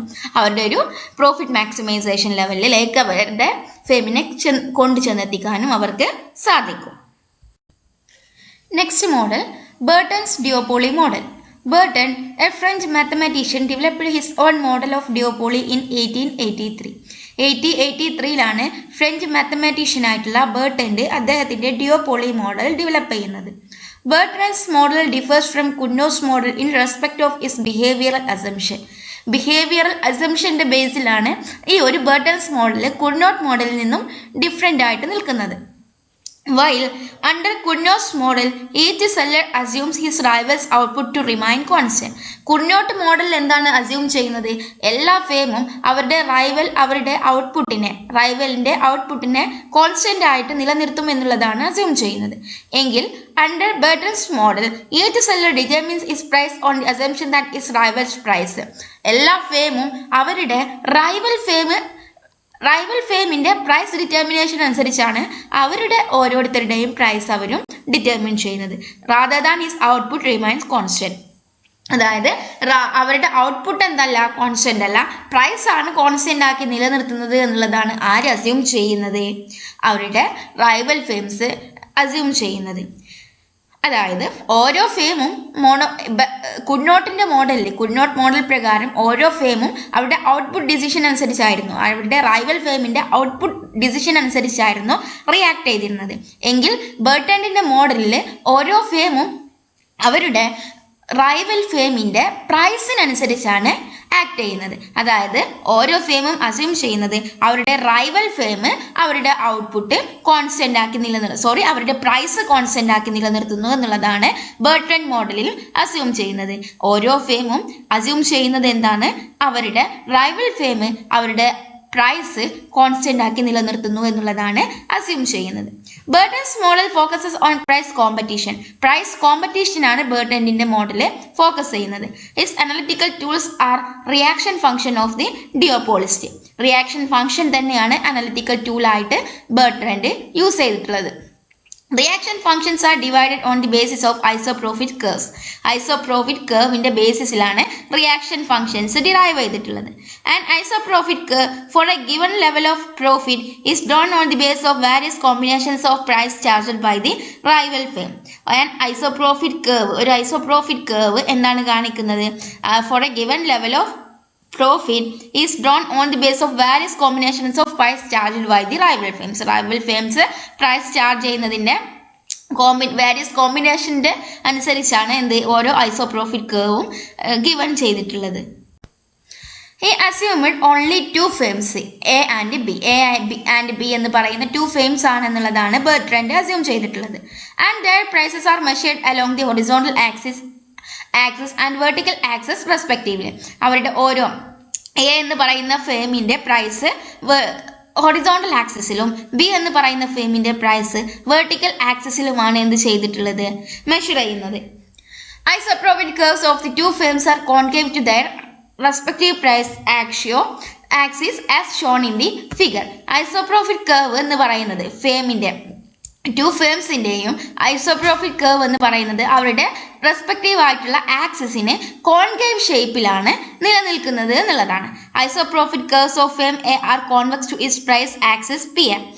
ഈ ഒരു ഫേം എയുടെ ഐസോപ്രോഫിറ്റ് കർവ് എന്ന് പറയുന്നത് പ്രൈസ് എ പി എ എന്ന് പറയുന്ന അദ്ദേഹത്തിന്റെ പി എ എന്ന് പറയുന്ന ആക്സിസിന് കോൺവെക്സ് ആണ്. And those of firms B are convex to P B. അതായത് പി ബിക്ക് എന്താണ് P and those of firms B are convex to P B. P ബിക്ക് കോൺവെക്സ് ആയിട്ടുമാണ് നിലനിൽക്കുന്നത് എന്നുള്ളതാണ്. അപ്പം ഓരോ ഫേമിൻ്റെയും റിയാക്ഷൻ കേർവ്സ് അവരുടെ ഐസോപ്രോഫിറ്റ് കേർവ്സ് എന്തിനനുസരിച്ചാണ്? അവരുടെ ആക്സിസിന് കോൺവെക്സ് ഷേപ്പിലായിട്ടാണ് നിലനിൽക്കുന്നത്. In figure we have curve A എന്ന് പറയുന്ന ഒരു കർവ് ഉണ്ട് ഇവിടെ. ഫസ്റ്റ് പിക്ചറിൽ എ എന്ന് പറയുന്ന curve which shows that A can earn a given profit from the various combination of is own and is rival price. അദ്ദേഹത്തിന്റെ പ്രൈസിലും അദ്ദേഹത്തിന്റെ റൈവലിന്റെ പ്രൈസും കൂടെ കണക്കിലെടുത്താൽ അദ്ദേഹം ഫിക്സ് ചെയ്തിട്ടുള്ള അദ്ദേഹത്തിന് ലഭിക്കുന്ന പ്രോഫിറ്റിന്റെ വാരിയസ് കോമ്പിനേഷനെയാണ് എന്ത് കാണിക്കുന്നത്? ഈ ഒരു എസ് റിയാക്ഷൻ കർവ് കാണിക്കുന്നത്. For example, price combination at points A B and C A, B and C yield the same level of profit. A1 എന്ന് പറയുന്ന ലെവൽ ഓഫ് പ്രോഫിറ്റ് ആണ് കാണിക്കുന്നത്, indicated by the isoprofit curve A1. If firm B fixes its price PB1, firm B അദ്ദേഹത്തിന്റെ price PB1 ആണ് fix ചെയ്യുന്നതെന്നുണ്ടെങ്കിൽ firm A has 2 alternative prices. Firm ബിക്ക് എന്തുണ്ട്, sorry, firm B PB1 എന്ന് പറയുന്ന price ആണ് ഫിക്സ് ചെയ്യുന്നതെന്നുണ്ടെങ്കിൽ ഫേം എക്ക് 2 ഓൾട്ടർനേറ്റീവ് പ്രൈസസ് വേണമെങ്കിൽ ചാർജ് ചെയ്യാം. ഏതൊക്കെയാണ്? PA1ഉം PA2ഉം. PA1 എന്നുള്ളതും PA2 എന്നുള്ള 2 പ്രൈസ് വേണമെങ്കിൽ ആർക്ക് ചാർജ് ചെയ്യാം? ഫേം എക്ക് ചാർജ് ചെയ്യാം. To make the same level of profits. Same level of profit ലഭിക്കണമെന്നുണ്ടെങ്കിൽ ഒന്നെങ്കിൽ PA1ഉം അല്ലെങ്കിൽ PA2 എന്ന് പറയുന്ന പ്രൈസ് ചാർജ് ചെയ്യാം. എങ്ങനെയാണെങ്കിൽ PB1 ആണ് ഈ ഫേം ബി ഫിക്സ് ചെയ്യുന്നത്. When B reduces its price, A may either raise its price or reduce it. B അദ്ദേഹത്തിന്റെ പ്രൈസ് റെഡ്യൂസ് ചെയ്യുകയാണെന്നുണ്ടെങ്കിൽ, കുറയ്ക്കുകയാണെന്നുണ്ടെങ്കിൽ എക്ക് എന്ത് ചെയ്യാം? ഒന്നെങ്കിൽ അവരുടെ പ്രൈസ് കൂട്ടാം അല്ലെങ്കിൽ കുറക്കാം. A will reduce its price when he is at point C. Point സിയിലാണ് അദ്ദേഹം പോയിന്റ് സിയിലാണെന്നുണ്ടെങ്കിൽ എന്ത് ചെയ്യും? ഫേം എ എന്താണ് ചെയ്യുന്നത്? അവരുടെ പ്രൈസ് റെഡ്യൂസ് ചെയ്യാണ് ചെയ്യുന്നത്. Then rise its price when is at point A. എയിലാണെന്നുണ്ടെങ്കിൽ എന്ത് ചെയ്യും? ആ ഒരു ഫേം ബി എന്ത് ചെയ്യും? അവരുടെ പ്രൈസിനെ ഇൻക്രീസ് ചെയ്യും. But there is a limit to which this price adjustment is possible. ഈ അഡ്ജസ്റ്റ്മെന്റിനൊരു ലിമിറ്റേഷൻ ഉണ്ട്. This point is shown by point B. Point B എന്ന് പറയുന്ന ഈ പോയിന്റ് ആണ് എന്ത് കാണിക്കുന്നത്? ഈ ലിമിറ്റേഷനെ കാണിക്കുന്നത്. So there is a unique price for A to maximize its profit. This unique price lies at the lowest point of isoprofit curve. അതായത് ഇവിടെയാണ് യുണീക്ക് ആയിട്ടുള്ള പ്രൈസ് ചാർജ് ചെയ്യുന്നത്. രണ്ട് ഫേമും യുണീക്ക് ആയിട്ടുള്ള പ്രൈസ് ചാർജ് ചെയ്യുന്നത് ബി എന്ന് പറയുന്ന ഒരു പോയിന്റിലാണ്. എയിലും സിയിലുമായാൽ ബിയും എയും എന്ന് പറയുന്ന പോയിന്റിലോ സി എന്ന് പറയുന്ന പോയിന്റിലോ ആണ് പ്രൈസ് ഫിക്സ് ചെയ്യുന്നത് എന്നുണ്ടെങ്കിൽ അവരുടെ പ്രൈസ് വാർ അങ്ങനെ തുടർന്നുകൊണ്ടേയിരിക്കും. എന്നാൽ അവർ ഇക്വിലിബ്രിയത്തിൽ എത്തുന്നത് എവിടെയാണ്? യുണീക്ക് പ്രൈസിൽ എത്തുന്നത് ബി എന്ന് പറയുന്ന പോയിന്റിലാണ്. ഈ പോയിന്റിലാണ് എന്ത് ചെയ്യുന്നത്? അവർ ഫേം പ്രൈസ് മാക്സിമൈസ് ചെയ്യുന്നത്, അവരുടെ പ്രൈസ് മാക്സിമൈസ് ചെയ്യുന്നത്. ഈ ബി എന്ന് പറയുന്നത് സംഭവിക്കുന്നത് എവിടെയാണ്? ഐസോപ്രോഫിറ്റ് കർവിന്റെ ലോവസ്റ്റ് പോയിന്റിലാണ് ഈ ഒരു യുണീക്ക് പ്രൈസ് സംഭവിക്കുന്നത്. The same analysis applies to all other isoprofit curves A1, A2 and A3. We get S reaction curve. അപ്പോൾ നമുക്ക് മറ്റ് വരുന്ന A2ലും A3ലും ഒക്കെ ഈ ഒരു അതേ മെത്തേഡ് തന്നെ യൂസ് ചെയ്യാം. This is so because isoprofit curve tends to shift rightward when A gains market from its rival B. Following the same process, B's reaction curve may be drawn as shown in figure. അപ്പോൾ നമ്മുടെ അപ്പുറത്ത് കാണിച്ചിട്ടുള്ളത് ബിയുടെ same ലെവലുള്ള രീതിയാണ്. ഇനി ആ രണ്ടിൽ നിന്ന് നമുക്ക് എന്ത് ചെയ്യാം? എന്റെ റിയാക്ഷൻ കർവും ബിയുടെ റിയാക്ഷൻ കർവും ഡെവലപ്പ് ചെയ്ത് എടുക്കാൻ കഴിയും. ഇതാണ് എയുടെ റിയാക്ഷൻ കർവ്, ഇതാണ് ബിയുടെ reaction curve. The equilibrium of duopolies suggested by Burton's model may be obtained by putting together the reaction curves of the fame A and the fame B have shown in figure. എയുടെ reaction കർവും ബിയുടെ reaction കർവും tangent ചെയ്യുന്ന ഈ എന്ന് പറയുന്ന പോയിന്റിലാണ് എന്ത് സംഭവിക്കുന്നത്? ഈ ഒരു രണ്ട് ഫേംസിന്റെയും ഇക്വിലിബ്രിയം സംഭവിക്കുന്നത്. അവിടെ പി എന്ന് പറയുന്ന പ്രൈസ് ഫേം എയും PB0 എന്ന് പറയുന്ന പ്രൈസ് ഫേം ബിയും ചാർജ് ചെയ്യുന്നു. The reaction curves of A and B intersect at point E where their expectations materialize. Point E is therefore equilibrium point. അവിടെ റിയാക്ഷൻ കർവ്സ് ടാൻജന്റ് ചെയ്യുന്ന point E ആണെന്ത്? Equilibrium point എന്ന് പറയുന്നത്. This equilibrium is stable. എന്തുണ്ട്? ഒരു stable equilibrium എവിടെയുണ്ട്? നമ്മുടെ ബർട്രൻഡ് മോഡലിൽ ഉണ്ട്. So, if any one of the fame disagrees to this point, it will create a series of actions and reactions between the fames which will lead them back to point E. ഇനി ഏതെങ്കിലും ഒരു firm ഈ എഗ്രിമെന്റിനെ disagree ചെയ്യുകയാണെന്നുണ്ടെങ്കിൽ, ഇതിൽ നിന്നും വ്യതിചലിച്ചിട്ടുള്ള ഒരു price fix ചെയ്യുകയാണെന്നുണ്ടെങ്കിൽ ആക്ഷൻസും റിയാക്ഷൻസും വഴി പോയിന്റ് ഇയിൽ തന്നെ വീണ്ടും എത്തിച്ചേരും എന്നുള്ളതാണ്. Criticism of the model. ഈ മോഡലിന്റെ മെയിൻ ആയിട്ടുള്ള ക്രിറ്റിസിസം എന്താണ്? Bertrand's model has been criticised on the same grounds as Cournot's model. Cournot മോഡലിന്റെ അതേ ക്രിറ്റിസിസം തന്നെയാണ് എന്തിനുമുള്ളത്? ബർട്രൻഡ് മോഡലിനും ഉള്ളത്. Bertrand's implicit behavioural assumption that firms never learn from their past experience seem to be unrealistic. അപ്പം ഇവർ ഒരിക്കലും past എക്സ്പീരിയൻസിൽ നിന്നും ലേൺ ചെയ്യുന്നില്ല. കുർനോട്ടിന്റെ അസംഷൻ പറഞ്ഞതുപോലെ തന്നെ, കുർനോട്ടിന്റെ ക്രിറ്റിസിസം പറഞ്ഞതുപോലെ തന്നെ ഒരിക്കലും പാസ്റ്റ് ബിഹേവിയറിൽ നിന്നും ആര് ലേൺ ചെയ്യുന്നില്ല? ഈ ഫേംസ് ലേൺ ചെയ്യുന്നില്ല എന്നുള്ളത് തന്നെയാണ് ഇവരുടെ പ്രധാനപ്പെട്ടിട്ടുള്ള ഡ്രോബാക്ക് എന്ന് പറയുന്നത്. If cost is assumed to be 0, price will fluctuate between 0 and the upper limit of the price instead of stabilizing at a point. അപ്പം കോസ്റ്റ് 0 ആയിട്ട് അസ്യൂം ചെയ്യാം. പ്രൈസ് വിൽ എന്ത് ചെയ്യും, 0യ്ക്കും അപ്പർ ലിമിറ്റിനും ഇടയിൽ ഫ്ലക്ച്വേറ്റ് ചെയ്യും. Instead of stabilising at A point. ഒരു cost 0 ആയിട്ട് assume ചെയ്താൽ അവരുടെ പ്രൈസും എന്ത് ചെയ്യുന്നുണ്ട്, 0 മുതൽ അപ്പർ ലിമിറ്റിൻ്റെ ഉള്ളിൽ അവർ ഫ്ലക്ച്വേറ്റ് ചെയ്തുകൊണ്ടേ ഇരിക്കുന്നുണ്ട്. Instead of stabilising at A point. ഒരു പോയിന്റിൽ സ്റ്റെബിലൈസ് ആയിട്ടുള്ള ഒരു പ്രൈസ് എക്സിസ്റ്റ് ചെയ്യുന്നതിന് പകരം അവരുടെ പ്രൈസും എന്ത് ചെയ്യും, ഇത്തരം ഒരു സാഹചര്യത്തിൽ ഫ്ലക്ച്വേറ്റ് ചെയ്തുകൊണ്ടേ ഇരിക്കും എന്നുള്ളതാണ് ആര് പറയുന്നത്, ബെർട്രൻഡ് അദ്ദേഹത്തിന്റെ മോഡലിലൂടെ അവതരിപ്പിക്കുന്നത്. Thank you for watching. കൂടുതൽ വീഡിയോസിനും ക്ലാസ്സസിനുമായിട്ട് ഈ ഒരു ചാനൽ സബ്സ്ക്രൈബ് ചെയ്യുക, ഷെയർ ചെയ്യുക, കമൻറ്റ് ചെയ്യുക. നിങ്ങളുടെ ഡിമാൻഡും നിങ്ങളുടെ കറക്ഷൻസും സജഷൻസും ഒക്കെ മെസ്സേജ് ത്രൂ എന്നെ അറിയിക്കുക. Thank you for learning once again.